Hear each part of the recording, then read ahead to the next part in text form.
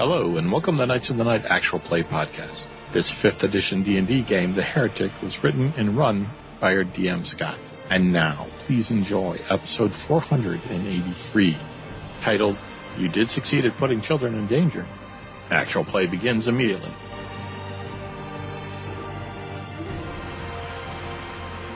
Hello, this is Scott, your Dungeon Master for this D&D 5e adventure, The Heretic. With me tonight are... I am Tom. I'm playing Alder Rusha. He is a human male cleric of Amira and a new skill-seeking rogue. I'm Mike, playing Marduk, a male half-orc fighter, graduate of the Academy, and new Fist of Amira. I am Jim, playing Grodor, a hobgoblin warlock and one of the soggy wet fists of Amira, always searching for truth knowledge, and at this moment, Owen.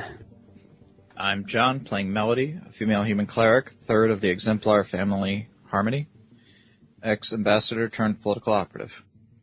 I'm Thomas. I'm playing Gabrielle DeAngelis. She's a female human paladin and Holy Fist of Amira on a mission to the Hollowlands.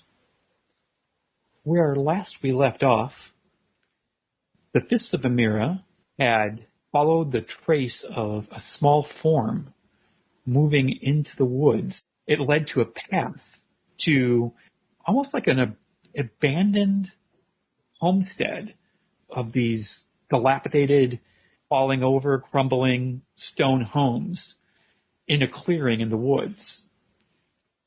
The fists continued to move closer and saw through the rain and through the storm and the fog a soft red light emanating from the ruins of a particular building. They crept closer and saw that it was the little boy Owen in a rune circle, some type of magical circle, talking to what could only be described as a goat-like humanoid, a large beast, maybe 6.5, 7 foot tall, with white, pasty skin and tufts of fur, huge clawed hands, red, infernal eyes, and that's where we left off. So let's have everyone roll for initiative this week and report their number, please. Boom, baby. Rolled a natural 20 for a total of 23. Ooh, Balder's on top of this game. I got a 16 plus 1, 17 for Grodor. 17. I rolled a flat 10 for Gabrielle. Marduk rolls a 9. I rolled a natural 1. I got a 2. Okay, I've rolled a 12 plus 2 for Donald to be a total of 14. 3 for a plus 1. It's a 4 for Brother Byron, who I'll be doing my best to roleplay tonight. And I rolled a straight 4 for Owen, and that's where he's at.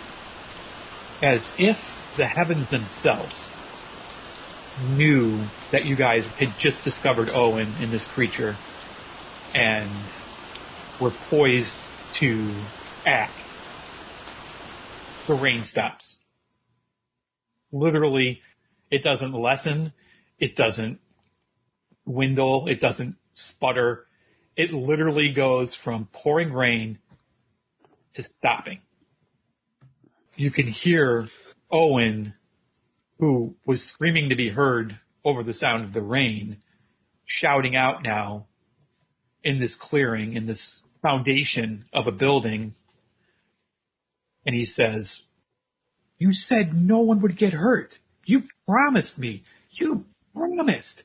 His voice cracking in fear and anguish. The large creature with its glowing red eyes and its white matted fur and its hunched over form says, "I did no such thing. I said your family would be safe from the war. That's all I promised." Then the creature sniffs the air as if it picked up some scent. And it says, "Did you summon a celestial? Boy, what have you done?" And its eyes glow deeper red, and it takes like one step towards Owen. In fear, Owen takes a step back. His right foot goes over the red chalk or whatever had created the magic circle. And for a second, it blinks, and then it goes out. Alder, you're up. Well, I was going to wait till the rest of the party got closer so that they could help me, but apparently that looks like something that's not a good option here. Well, so I am. What I will say, Alder, real quick, is during that monologue, if anyone wants to take one turn of movement alone to get into better position, I will allow that. Okay. I wish to cast guidance on myself so that my shot, if it becomes necessary, will be more accurate. I will allow it. Okay. I think during the monologue, there's a chance for either action or movement. It was a brief soliloquy. That's all I'm doing then, and that actually might be what triggered it with him, because it is a divination cantrip that I'm casting on myself, and it is something that's going to allow me to shoot more accurately, but it may put a little celestial flavor in the air. So I stay put exactly where I am. I'm hidden in the house closest to where they are having this conversation, but I turn my back and cast a small spell with my hands, muttering to Amira, and then glancing back at them while I'm in the corner of my eye watching the other members and kind of waving them, come on, come on, come on. And that's my turn. Grodor, you're next according to initiative to go during the conversation. Go ahead and move yourself to where you'd like to be. Okay. Grodor did move up behind the next house down, taking a look around the corner, trying to get both Alder and what's going on in this building in sight. Are these walls high enough that I can see over them that they're in, or do I have to see in the doorway to see inside it? No, you can see inside. It's the foundation of the building. They're anywhere from 2 to 4 foot high, the walls. Where you're looking at, it's really more like 2 foot on the western side of that wall. It is pretty much collapsed almost in its entirety. You can see the infernal goat creature and little Owen and what happens. Gotcha. Between the two of them. After Grodor, we have Donald. And he is not taking the initiative. He's going to pause for a second and wait and see what other people do. He's going to be caught a little flat-footed here because he's not sure what to do. Although I will say Marduk and Gabrielle, you can tell that he is shaken, like the color is drained out of his face. And you just see the words, Owen? Is silent. He doesn't actually say it out loud, but you see the words Owen on his lips. And he's just absolutely confused. After Donald goes Gabrielle. I'm going to offer him a reassuring glance, but then I'm going to take my 30 feet of movement down to the south. Okay. Gabrielle, you give a reassuring look to Donald, and then you move forward 30 feet, placing yourself between the well and the building. Yeah, I'm actually going to advise him to stay close and then try to prompt him to run with me. Because I want to stay close to protect him, and I don't want him to get confused about where he should be for the rest of combat. Okay, you can say that to him, although he seemed shocked, and he's actually not moving this turn. Okay, then I'm going to try and bolster his confidence with, I don't know, what kind of skill check would you suggest? And then I'll hold my action until his next turn. Persuasion, I would say, would be what you'd want to use to encourage him. I rolled 21. Say, come on. Your brother needs your help. You can't freeze the face of the enemy or we'll all be in danger. Okay. Stay close to me and get ready to move. And I readied my own action. Okay. That takes us to Marduk. Marduk is planning to kind of follow the same plan he had. I'm going to try to draw the attention or draw the fire and hopefully give other people opportunity or a chance while the attention is focusing on me. I can't remember if I had doused the light of the spear. You had doused it to dim light. Right. Well, now I'm going to flare it to its brightest, and I'm going to proceed directly towards the opening. Go ahead and move yourself forward then. Are you keeping yourself in the well between you, or are you moving out more into the open on either side of the well? I don't want to charge in there like a crazy person with a double move. but I will flare or turn the spear on to its brightest by speaking Amira's, invoking her name or saying a prayer to her, whatever the fist taught us to properly revere our goddess. Right. Let's say a very small, short prayer in Amira's name. Sure. And it flares to life. I step forward boldly, but yeah, I don't know if that gives me cover or whatever, but I'm going to try to keep that fountain a little bit between us. Yes, you've moved up to the fountain, and because you're so close to it, I think I'm going to give you half cover. Okay. And that takes us to Brother Byron, who is still waiting to hear someone ring a bell. Nice. And that takes us to Melody at 2. Probably going to sprint to the closest ally since I don't know what's up. I'm going to head down to Gabrielle by the ruins of this house, and her companion would have to be the boyo, right? Yeah, Donald, the older of the two sons of Ulrich, Sundaro. It's not necessarily going to be a sprint. Maybe it's like a slide into home base as I come next to her. Well, I didn't hear the alarm bell, so Right. I'm going to slide up here and kind of in a hushed tone ask for what's the situation. There's a great big goat man over there. Seems to be messing with Owen, the young son. You should probably ring the bell once we sprung this surprise. Okay. Gabrielle, you think that the gig might be up because he sniffs the air and had said, you summoned a celestial. Whatever that means. Yes. Well, I'm going to wait till the kid's free at least. Owen, not going to make him think he's being attacked until the kid is in safety. I But think he might think he's under attack already. Ring the bell. No. okay. Then, yeah, I'm going to pull out the cantrip thaumaturgy, or my local equivalent of it, and a town bell for this fallen hamlet rings out. The watch bell. Yeah, more or less. It's louder than the watch bell would be to carry further, but hopefully the rain having stopped will make it reach the town. Yeah, exactly. It's not as muffled in the rain since the rain just stopped. That takes us to the first actual round of combat, which is Alder at 23. In seeing that Owen has stepped back across the circle that I kind of assume was defending him or keeping him safe. That's a decent enough assumption. Yeah, I realize that nobody's close enough, but I really don't care. I move quietly as possible, just enough around the corner of the house to take a shot. You have a clear line of sight. The fallen down wall at that point is about 3 foot or so, and the creature itself 6.5, 7 foot tall. So you're able to get a clear line of shot to it. And I think this is going to be important, so I'm going to use my inspiration that I have to roll advantage, and I am shooting a crossbow also at sneak attack. I rolled a 17 as the higher of the two. I also rolled a natural 1, but that doesn't count because it's an advantage. Right. Not knowing whether that's going to hit or not, I am going to use my guidance to add a die 4 to that 17. Okay. Go ahead and roll that, please. And I rolled a 4, so that is 21. A 21 hits. I am going to assume that you're using one of the magical cold iron bolts Oh, yes. Absolutely. that die had brought along as a possible help to the battle. Definitely. Go ahead and roll for damage.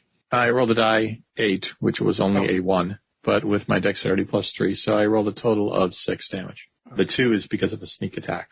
I do a sneak attack when I attack before anyone else has had an attack. Gotcha. And he certainly has not had an attack yet.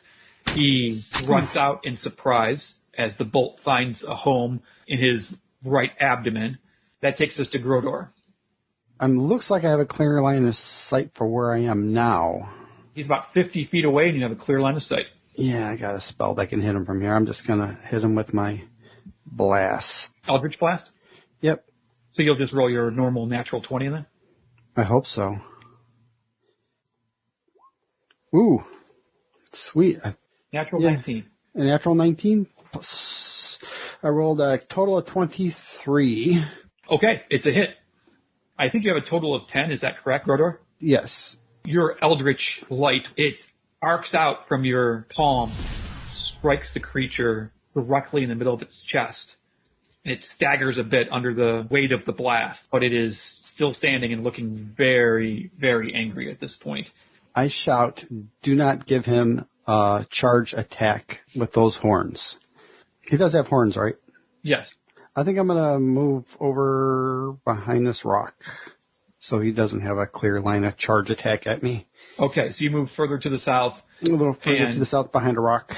Yeah, crouch down behind a rock. Dashing through a bush. The infernal creature uses an action. It takes one huge fist and just smashes, or tries to, into Owen. It rolls a die 20, which I rolled a 12 for, and it gets a plus to that. That is definitely a hit on Owen. I have a spell I can cast as a reaction. Can I cast it as a reaction of someone else being attacked? I guess it depends on its range. 60 feet, which is not actually in range. Never mind. Thank you. Yeah, close, but not Close. quite there. That was the slam attack, which is 14 damage to Owen. He is slammed backwards. Owen literally crumples against the corner of the building, the northwest corner of the building. He flies backward, literally through the air, with his back slamming into the stone corner, and he slumps down out of view from anyone that is looking in that direction. As a bonus action, it whispers some infernal words, and then out of the tree, a huge swarm of ravens whirl into formation and come down, attack Grodor. Then the creature moves out of the building's foundation and into the clearing off to the east, engages with Alder, but Alder, all it has remaining is a bite attack. It doesn't have its slam because it slammed little Owen. Its attack roll is 1 die 20 plus 6. So let's see what he gets. Roll a 15 plus 6 is 21, so I'm fairly certain that would be a hit. My armor class is 15. Okay. Wow. So it is a hit. Mm-hmm. And the bite, although disgusting, as it reaches out and just clamps onto your shoulder with its disgustingly rotted, blackened teeth, it only does 1 dice 6 plus 4. It rolled a 3, so it does 7 points of damage to your right arm as it charges towards you and then latches on and bites into you before letting go. Okay. That takes us to Donald. Donald witnesses what happened to his brother just being slammed and runs a double move towards the infernal creature, running straight through the clearing.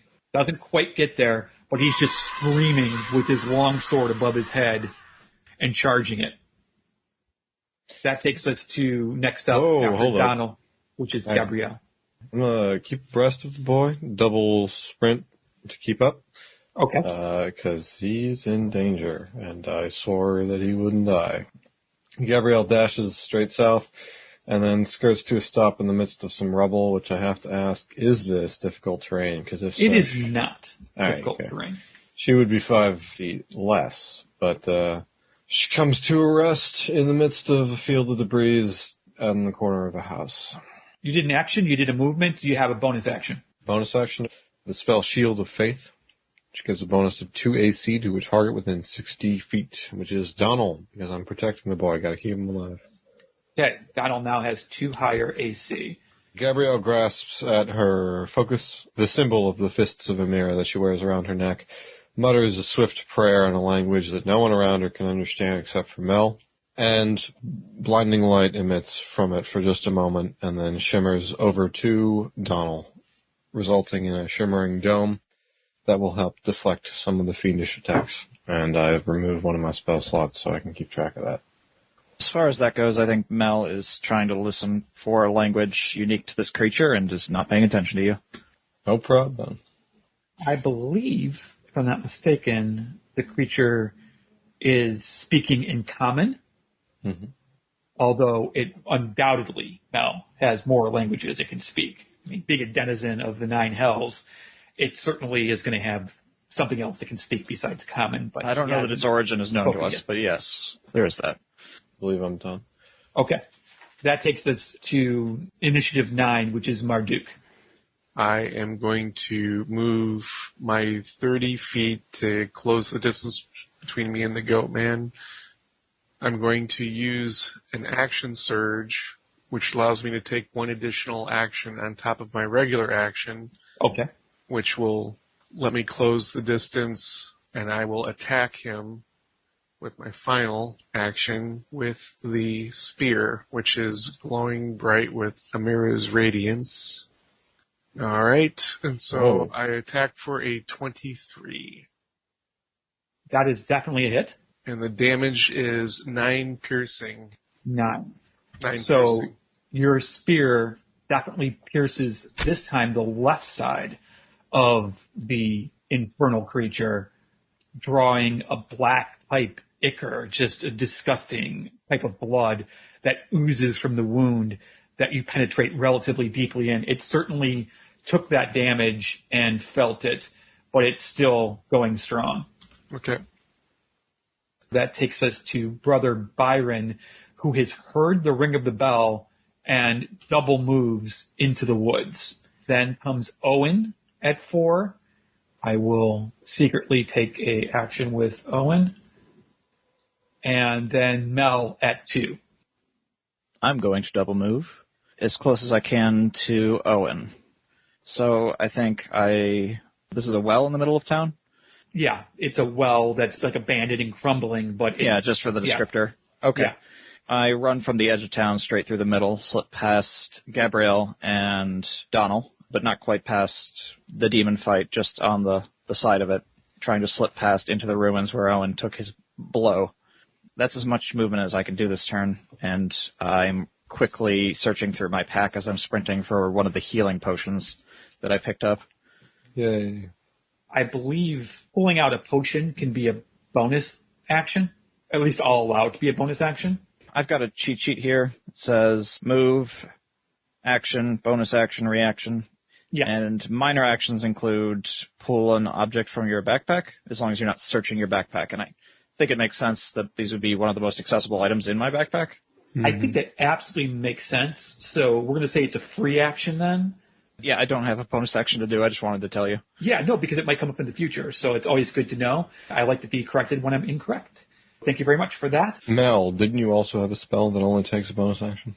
It does, yes. That would be the Analyze Foe spell, part of my training in the judiciary religion of West Cauldron, is that they have a lot of their prayers involve finding the guilty and that sort of thing, and analyzing people. And so I do a vibe check on this guy, on this big demon fella. And it gives you all his special abilities, correct? No, not quite. It cost me some psi points, whatever that means in this game, some religion points. Mm-hmm. But analyze the aura of one creature you see. You learn its current HP total, immunities, resistance, vulnerabilities. Probably whether or not cold iron that we got would do the trick, and that sort of thing. Right. It has damage resistance against bludgeoning, piercing, and slashing from non-magical weapons that aren't cold steel, silver, or, of course, magic themselves. So you need to have one of the three: silvered weapon, a magical weapon, or a cold steel weapon in order to do damage to this particular creature. And its current hit points, it looks like it's starting to bleed now. In game terms, the first half of its damage is being pummeled and beaten and bruised, and it's getting exhausted. It's getting tired. That's usually what the first half of damage represents. The second half of damage represents where blood's starting to come out and things are starting to happen where it's losing its life force. It's right on the cusp of losing its life force right now. It's starting to bleed, but it's still a ways away from death. All right. Then I'm going to say, as if I still have freedom of speech, that cold iron magic work, not much else, and it's halfway from parting back through the veil. Excellent. My apologies, and Grodor is going to be really disappointed, but I forgot to actually have the ravens attack him. On the Goatman's turn, I didn't have them do their thing. So I'm going to have the ravens attack really quick to make up for that. They attack you with a swarm of beaks, and it is +4 to hit. They roll a 9 plus 4 is a 13. Grodor, what is your armor class? 11. Okay, so they just hit, and they do 2d6 damage, and that is a little bit high on the high end. They did 9 piercing damage with their beaks as you are completely surrounded in a swarm. I have a spell I do if something hits me. Okay, what do you do? Tell me. This is a reaction, right? Yes. It's called Hellish Rebuke. Oh, I didn't Hellish know that's how that one Rebuke. worked. I give him the finger. Dex saving throw where it takes 2d10 fire damage on a failed save or half as much on a successful one. I do that. They rolled an 8 plus 2 for their dexterity modifier is a total of 10. What is your save DC? 12. Then they are hellishly rebuked.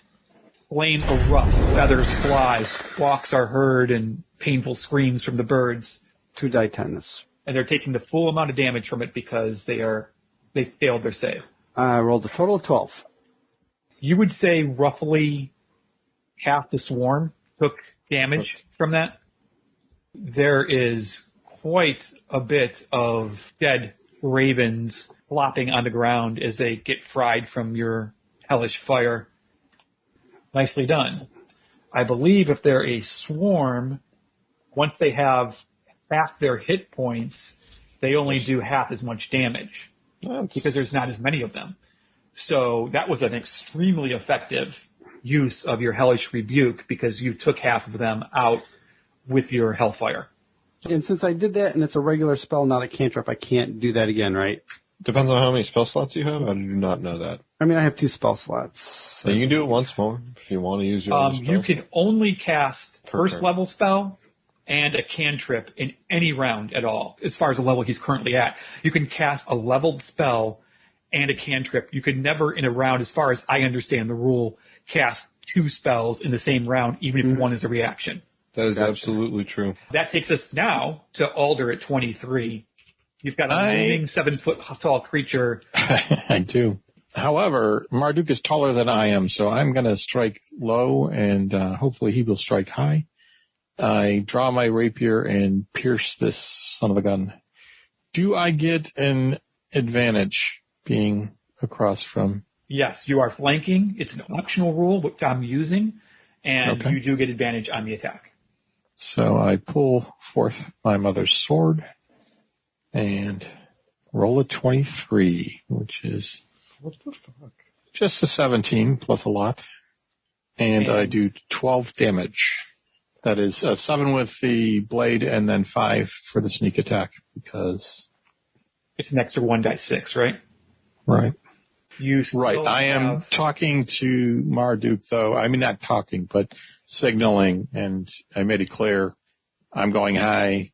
No, wait, I lied. And I go low. And then Marduk gets an advantage to go high because we've trained and we fight well together. I do a bonus action and cast a spell to heal myself. Healing word. So under my breath, I just mutter to Amira, please heal me, and heal myself 6 damage. So I'm glad you got a chance to do that. And then we go to Grodor at 17. Grodor is playing with the birds. Yes, I am going to be exceptionally cruel today. Actually, I don't think it's exceptionally cruel. I think it's kind of just on point. You're going to have disadvantage. You have a swarm in the same square as you. It's really hard to focus and really hard to deal with it because they're literally flying in circles and reaching in and pecking you and hitting your mouth and your neck and your hair, and they're all over you and they're swarming you. So it's really hard to focus on things. So that's more where I was going with the disadvantage for this turn. So you said I'm at disadvantage for casting. Yeah, if you're going to do something, it's going to be at disadvantage, with the exception of moving. You could move away from them, but You can take a disengage action instead for your move action, 5 feet of movement, but they can't attack you, and then cast a spell at them. no, the movement is movement. Disengage is an actual action that takes place So that you're allows supposed you to to move. disengage and then run away. All right, Right. okay, I got it. Yeah, exactly. It's one of So you're the saying few I that could did. disengage and not get hit, but then they'll just on their turn come over and hit me anyway. They'll just come in and move into your square again, most likely. Yeah. So maybe the best thing to do is to kill them. Yeah, really so I'm going to give it a shot. I'm just trying to figure out which spell I want to try on him. I'm going to try my Hellish Rebuke. No, Arms of Hadar. That's the one. Okay. Dark tendrils of energy erupt from me and batter all creatures within 10 feet. Okay. We must make a saving throw. On a failed save, a target takes 2d6 necrotic damage. And can't take reactions for their next turn as well. Yeah. Okay. I will look and see what their strength check is. Oh, they are not very strong. They're ravens. They're tiny little creatures. So you cast the spell. Even though you have disadvantage and you're being distracted, it's an instantaneous spell, so you don't have to concentrate to keep it going. Right. Where you could lose your concentration if they continue to assault you, but you don't have to worry about that. So they're going to make a roll now. -2, this roll is. -2. They rolled a 19. -2 is 17, which beats your save DC of 12. Yep. So they take half damage. So go ahead and roll 2 dice 6, is it? Yeah, roll 2 dice 6, and they'll take half of that. 7 total. Okay, so it rounds down to 3. I will mark that off because every little bit helps. A few more birds drop out of the air, and the tendrils grab them and just squeeze them until they pop. It's disgusting but effective. Can I move anyways? You still are allowed a movement action, yes. I'm going to move my full movement, hide behind the bush. Okay. You move away from them. Good job. You kind of spin out, duck your head, and they're climbing all over you and flying all about you, and you are able to duck away for the quickest of respites before it's their turn again and the infernal Goatman's turn again. Yeah, he doesn't like things that are celestial. So he is going to turn around from you, Alder, and face Marduk and his shining celestial weapon. And it is going to go ahead and attack with a bite. You rolled a 2, plus 6 is 8. I'm fairly certain that's not enough to hit you. No, my current armor class is 17. He then tries to slam you with his fist, which is his much more damaging weapon. And he rolls a 17. Oof. Plus 6 is 23. That is 2 dice 8 plus 4. So that's 12 points of damage to you from a huge fist just coming down upon your shoulder and crashing into your armor. And you can feel muscles kind of pulling and tearing and bleeding underneath the skin. But you also need to make a strength saving throw not to be knocked prone. I rolled a 16. You withstand the damage. Your knees buckle for a second under the massive force of its fist as it bellows out. But you take it like a half step back and your knees buckle, but then you straighten yourself and you are still there ready for battle. The Goatman, as a bonus action, whispers some words. Mel, you're pretty sure the words that he whispered were in infernal. Language of the Nine Hells. Well, on my turn, I'll attend to that, but at the moment I cannot.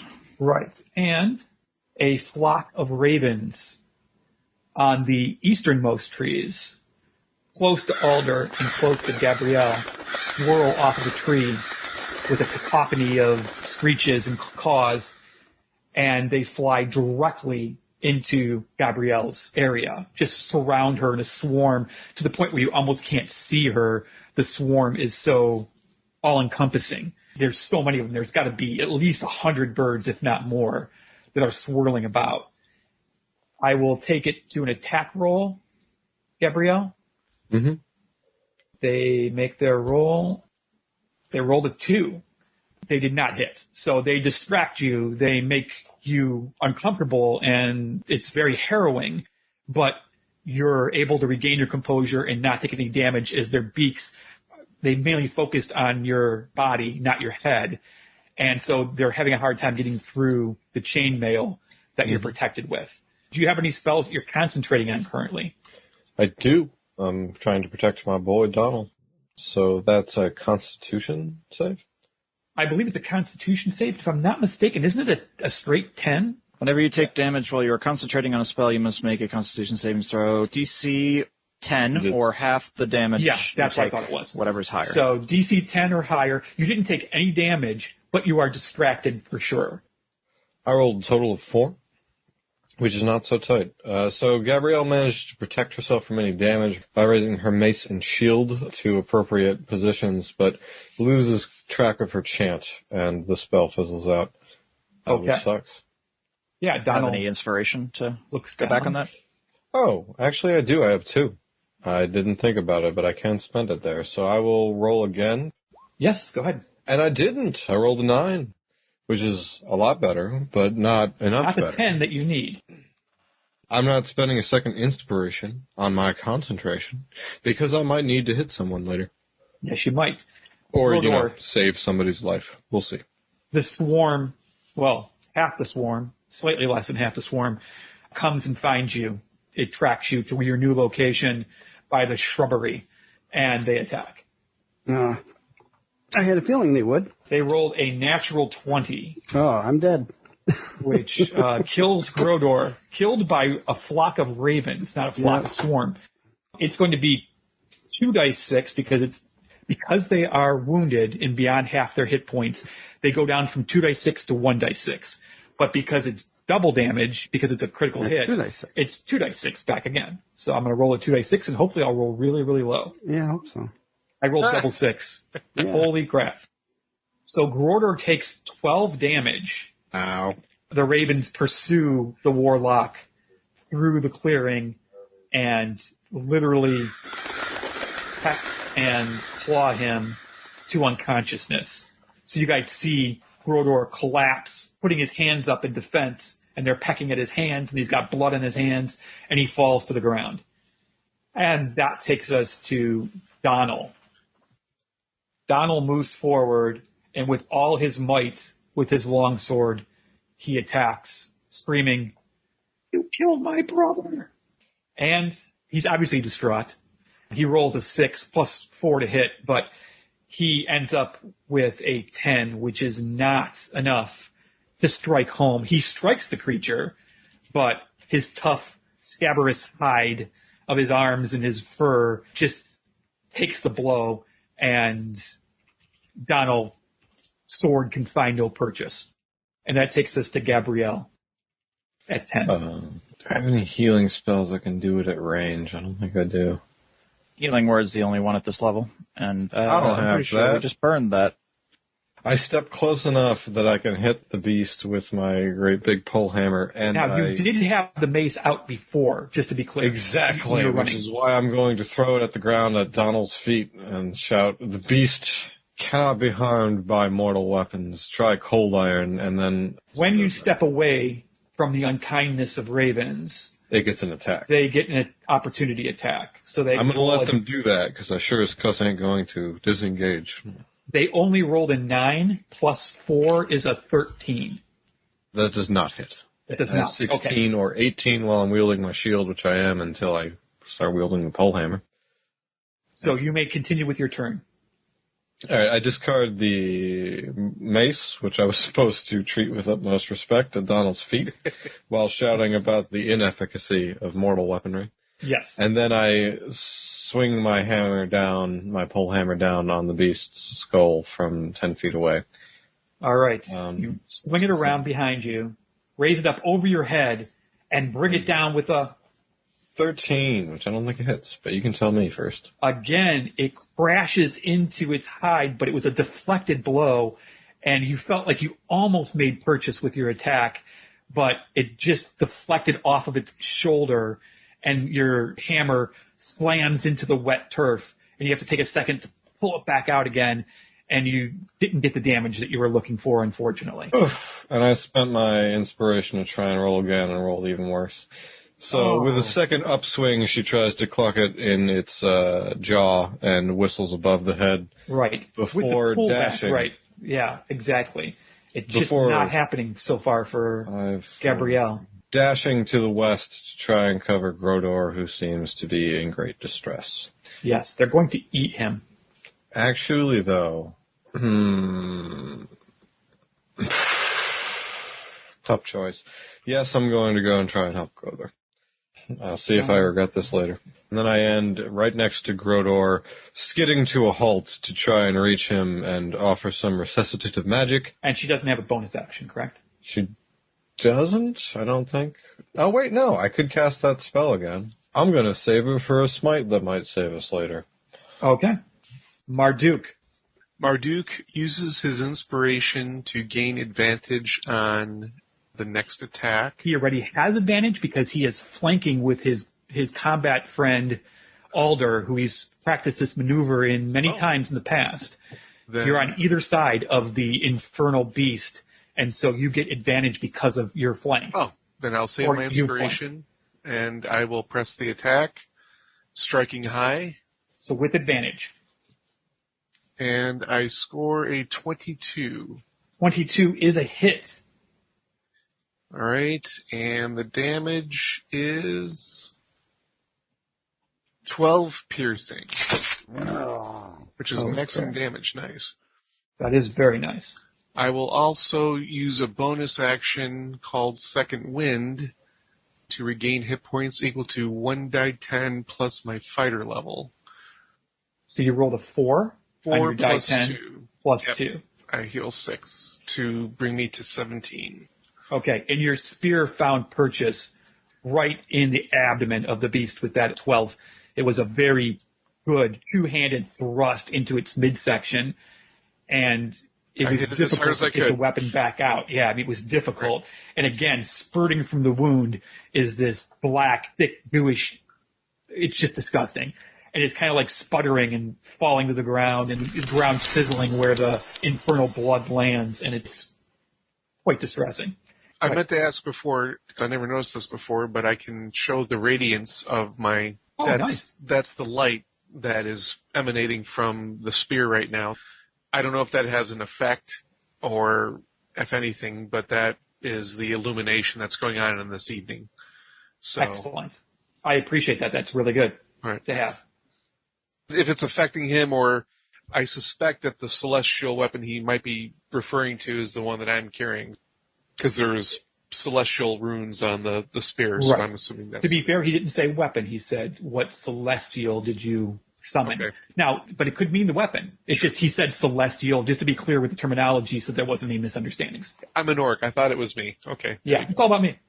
Okay, Marduk, you're not moving? No, I'm going to hold my position to grant advantage and to be the target for this goat man. I will bravely stand my ground. All right. Excellent. That takes us to Brother Byron, who is running and will be here shortly. That takes us to Owen, who needs to make a roll, and then Mel at 2. I don't remember who split up the health potions amongst themselves. I thought that Grodor had one, but I'm going to say Grodor stayed in his room that whole night. So he did ask me to get one for him, was all. Do you have one on your character sheet, Grodor? I'm taking a look. Because you would have marked something like that down. I would have. Or you ought to have. Alder was involved. I don't know if he has one with him or not. I don't see it listed anywhere. Very well. I believe we had gotch 3 from that night. I'm going to go use mine. I'm sure we spread them about as much as we could. I'm going to scoop into the ruins where the summoning circle was that brought this creature here to begin with. Stoop over the body of Owen and uncork this healing potion. Yeah, you see the young boy. He has on a hooded cloak, but it's fallen to his shoulders when he was thrown by the massive damage from the goat man. And his head struck the back of the stone wall. So you see a bloody wound close to the back of his head, and you see blood dripping down on the stone as well to where he's slumped down to. So you see a great wound on his head, and he looks like he's completely unconscious, maybe close to death. Yeah, I didn't figure children had many hit points, but you did succeed in putting children in danger. I will point that out. Yes. It has to happen at least once a story. Come on. Yeah. I'm going to probably straighten out his head because I know that healing potions can knit bone and sinew, but if they do so while the bone or sinew is in an improper position, it can heal pretty shitty. Right. I'm going to do that. Mostly, I think this takes up my action here. I do have a bonus action. I don't know how to spend that yet. I'm going to try to cover his body while he's recovering because a swarm could easily end him again. And when you say cover him, you mean with your own body, like protecting him? Or do you mean you're finding something to cover him with? If a grenade were going off, you would jump on top of it. That sort of thing. Gotcha. So you're covering the young boy. You open the potion, the healing potion, aligning his head the correct way because it was a little off kilter, and you pour the potion down his throat. You see him gag and sputter as it goes into him, back to life. His eyes blink, and he comes back to life. He looks up at you with a very dazed look on his face and doesn't say anything yet. Yeah, I got a finger over my lips. Probably reaching for my crossbow that's on a sling. And that'll be it from me for now. Okay, that takes us to Alder at 23. All right. Well, Marduk and I are in our classic position. Yeah, your classic fighting position. I just yell out to Marduk, hit him in the head. Oh, wait, he's too tall. Let me have him bend over. And I strike in a place that will definitely make this gentleman bend over. All right. I do have inspiration. Advantage. I have advantage. Yes, my bad. Oh, Okay. how unfortunate. I rolled a 9 and a 10. Right. With your home rules here, am I allowed to use my last inspiration to roll again? You are allowed to use your inspiration to roll again, although you would not get advantage on the roll. Right. This would just be... It would just be one extra roll. This one's a 14. A 14 just barely hits. Your rapier goes into the area behind his right knee, that soft area back there, and you just drive the rapier in there and... Do 7 total damage. Okay. So he buckles a bit. His right leg goes down on one knee, while his left leg remains upright and standing.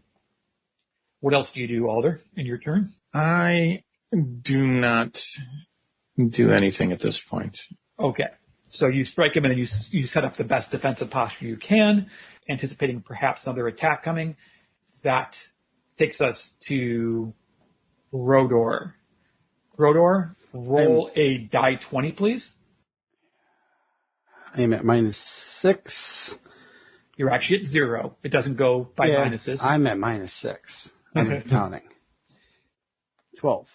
You made a Constitution save to stay alive. 3 successes, you stabilize. 3 failures, you die permanently.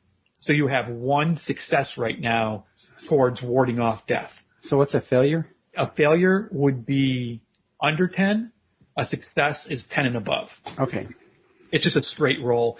Actually, what I'm going to do in the future, we didn't do it for that roll, but it doesn't matter because you succeeded, is I'm going to have it be your Constitution. I'm going to have you make a Constitution save as opposed to just a straight, what they call a luck die. I think dying after being wounded heavily has a lot to do with your Constitution. I mean, Constitution affects your hit points. So you should be able to make a Constitution save in order to roll 10 or above to see whether you stabilize or slip closer to death. So that's what we're going to do as a house rule going forward in case it happens again in this battle. Cool. Okay, that means it's the Infernal Goatman's turn.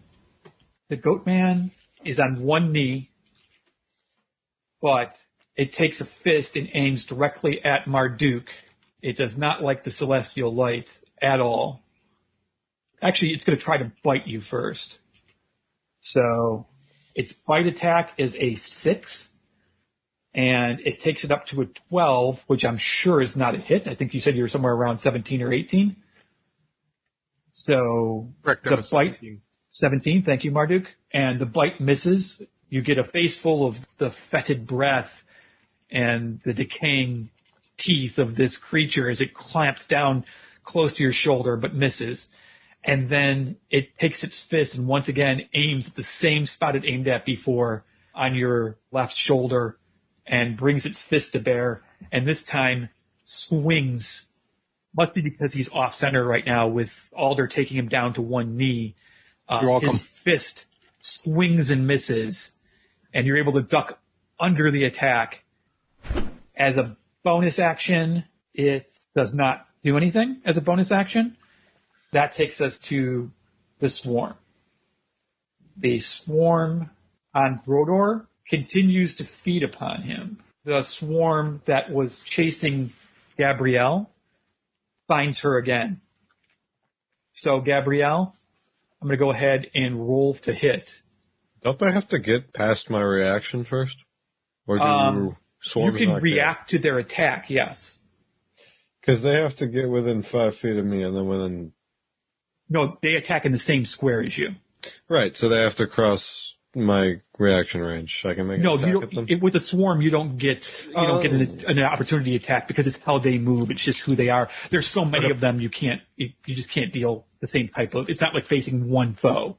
Makes sense. Go on. Okay, let's go ahead. That's okay. They only rolled an 8 plus 4 is 12. I'm assuming that does not hit your chainmail armored character.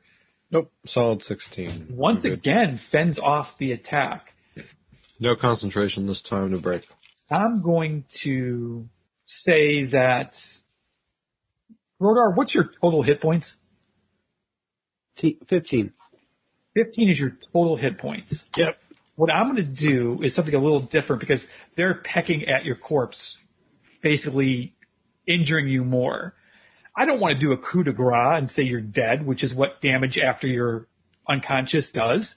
That seems a bit, I mean, if it was maybe the goat man hitting you, I can see saying, okay, your character dies. But it's a swarm of ravens. So I'm going to say that they're going to do damage. So you are -6 right now, like you were when you went under. And I'm going to say you're alive up until the moment you go -15. So a little house rule again here. They do 1d6 damage because, again, there's not as many of them as there used to be. So it's not 2d6, it's 1d6. And I rolled a 3. So you take 3 more damage as they pick at your corpse, your unconscious corpse. Not corpse, but your unconscious body. I'm at -9. Bring you closer to death. Gotcha. That takes us to Donald, who...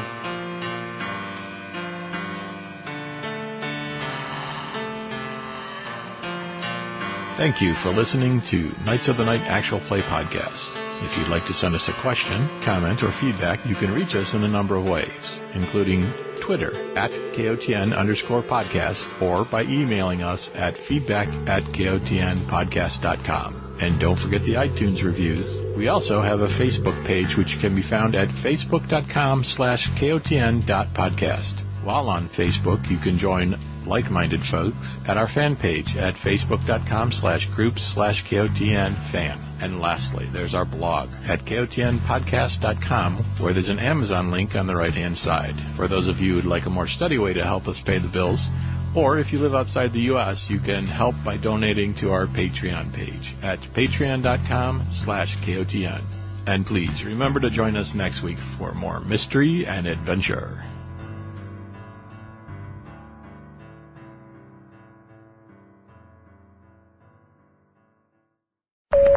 Is it Gabriel or is it Gabrielle?